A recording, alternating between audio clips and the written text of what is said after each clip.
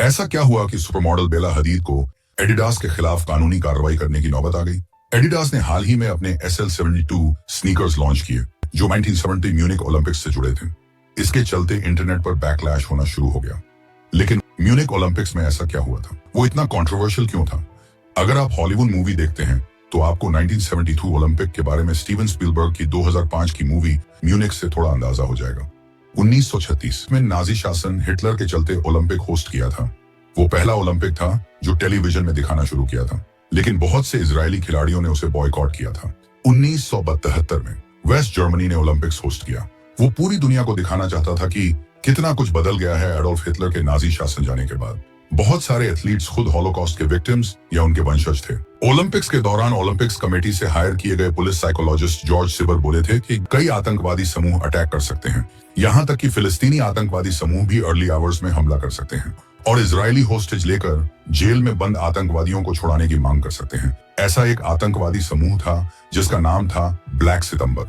Black सितंबर तब एक अंतरराष्ट्रीय आतंकवादी समूह थी जिसने जॉर्डन के प्रधानमंत्री वस्फी अल्ताल को भी मार गिराया था। सितंबर 4 की रात में इजरायली एथलीट्स नाइट आउट और पार्टी कर रहे थे।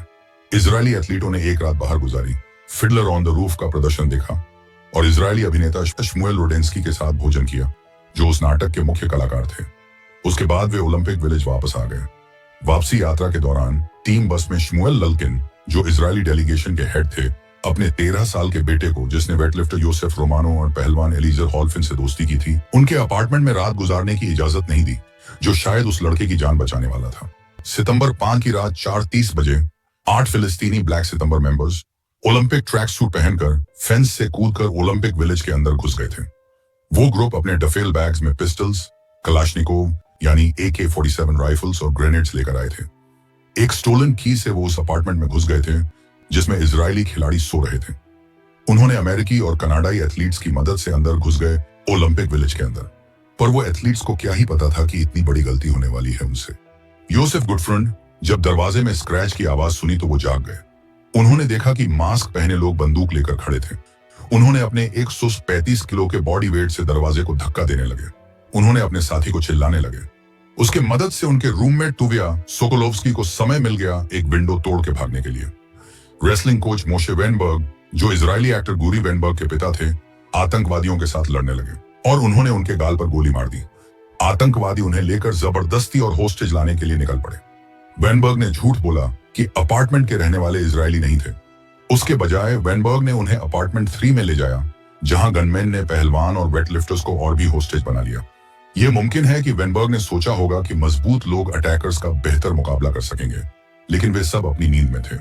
जब अपार्टमेंट 3 के एथलीट कोच के अपार्टमेंट की तरफ वापस ले जाए जा रहे थे, तब छोटों से जूझ रहे वेनबर्ग ने फिर से गनमैन पर हमला किया, जिससे उनके एक पहलवान गार्डत सोबारी अंडरग्राउंड पार्किंग गैराज के जरिए भाग पाए। वेनबर्ग ने एक इंट्रूडर को बेहोश कर दिया और दूसरे को एक फ्रूट नाइफ से चीर दिया, लेकिन गन शॉट से मार दिए गए। वेटलिफ्टर योसेफ रोमानो, जो 1967 के 6 डे वॉर का वेटरन था, ने भी एक इंट्रूडर पर हमला किया और उसे चोट पहुंचाई, लेकिन उसके बाद गोली मारकर कत्ल कर दिया गया। 8 दिसंबर 2015 को द न्यूयॉर्क टाइम्स ने रिपोर्ट किया कि रोमानो को गोली लगने के बाद कैस्ट्रेट किया गया।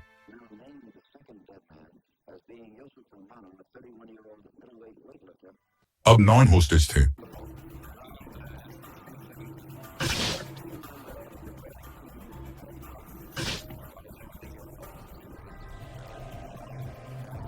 आतंकवादी लीडर का कोड नाम इस्सा था और उसका डिप्टी टोनी था। उन्होंने रोमानो की गोलियों से भरी हुई लाश को उसके बंधे हुए साथियों के पैरों के पास छोड़ दिया गया, एक चेतावनी के रूप में। गुडफ्रेंड को चेयर में बांध दिया गया था। इसी बीच अपार्टमेंट 2 के लोग अथॉरिटीज को खबर दे दिए थे। फिर आतंकवादियों ने मांग रखी कि 234 मेंबर्स और 2 वेस्ट जर्मन इंसर्जेंट्स को रिहा किया जाए। इजराइल का पॉलिसी था कि कभी होस्टेज सिचुएशन में नेगोशिएशन नहीं करेगी, क्योंकि इससे और आतंकवादी ऐसे होस्टेज लेने लगेंगे। मंत्री ने इजराइल का वेस्ट जर्मनी में एक इजरायली स्पेशल फोर्सेज यूनिट भेजने का ऑफर रिजेक्ट कर दिया। उन्होंने मेंबर्स को ब्लैंक चेक दिया, पर उन्हें मनी नहीं चाहिए थी। इसी बीच उन्होंने 2 इजरायलियों को बालकनी से बाहर खड़े लोगों से बात करने के लिए बोले, ताकि लोगों को यकीन हो कि वो जिंदा हैं।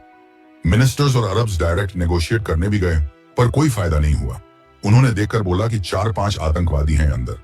Side by side German police apartment में घुसकर आतंकवादियों को मारने की कोशिश कर रही थी, पर वो बिल्कुल भी प्रोफेशनल या स्किल्ड नहीं थे। और फॉरेन मीडिया की बेवकूफी के कारण मेंबर्स को लाइव टेलीकास्ट में कैसे जर्मन पुलिस घुसने की कोशिश कर रही है सब कुछ दिखा दिया। आतंकवादियों ने मांग रखी कि वो कैरो तक प्लेन ले लें, पर जर्मनी पुलिस सोची वहां वो स्नाइपर्स रख लेंगे और फ्लाइट के केबिन के रूप में जर्मन पुलिस होगी। जर्मन पुलिस को रेडियो भी नहीं दिया था। जब आतंकवादी एयरपोर्ट पहुंचे तो पुलिस ने देखा कि 5 नहीं 8 आतंकवादी हैं। पुलिस को रिस्की लगा मिशन, तो वो किसी को बिना कुछ बोले मिशन एबॉर्ट कर दिया। स्नाइपर्स आउट नंबर हो गई थी।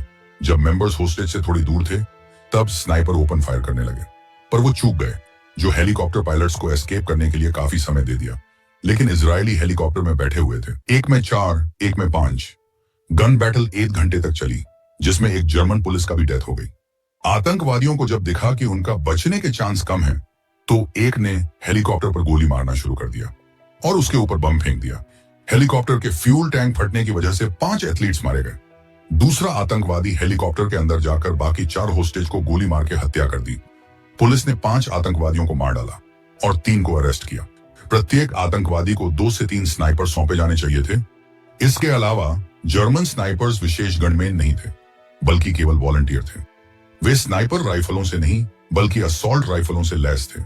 अपने लक्ष्यों को देखने के लिए उन्हें जिन क्षेत्रों की आवश्यकता थी, उनके पास कोई नाइट विजन ग्लास, कोई बुलेट प्रूफ जैकेट, कोई हेलमेट और कोई रेडियो नहीं था। जर्मनी पुलिस अगर उनका इलेक्ट्रिसिटी काट दी होती तो आतंकवादी लाइव टेलीकास्ट में जर्मनी का नेक्स्ट मूव पता नहीं कर पाते। वेस्ट जर्मन सरकार के प्रवक्ता कॉनराड एहलर्स ने एक बयान जारी कर इसकी घोषणा की। ऑपरेशन सफल रहा और कहा गया कि बंधकों को मुक्त करा लिया गया है। गलत खबर जंगल की आग की तरफ फैल गई। पहले प्रसारण में गलत रिपोर्ट दी गई कि सभी हमलावर मारे गए और सभी बंधकों को जीवित बाहर निकाला गया था। 6 सितंबर को सुबह 3:30 बजे के ठीक बाद स्पोर्ट्स कास्टर जिम मैके ने सच्ची और भयानक बात बताई।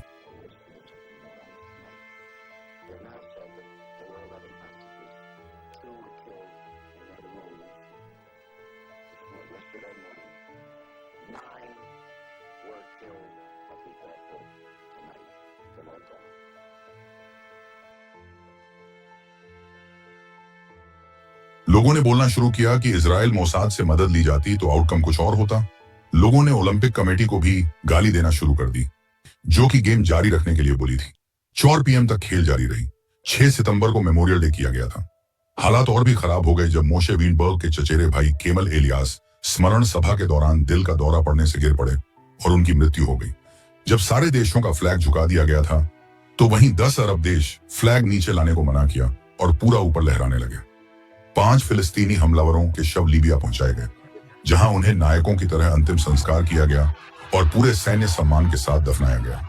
अन्य ब्लैक सितंबर आतंकवादियों ने सीरिया से फ्रैंकफर्ट जा रही लुफ्थांसा की एक उड़ान को अपहरण कर लिया और धमकी दी कि यदि कैदियों को रिहा नहीं किया गया तो वे विमान को उड़ा देंगे। वेस्ट जर्मनी के अधिकारियों ने बिना इजराइल से परामर्श किए तुरंत कैदियों को रिहा कर दिया। इजराइल ने रॉथ ऑफ गॉड नामक एक ऑपरेशन शुरू किया, जिसमें ब्लैक सितंबर के लोगों को मारने का आदेश था।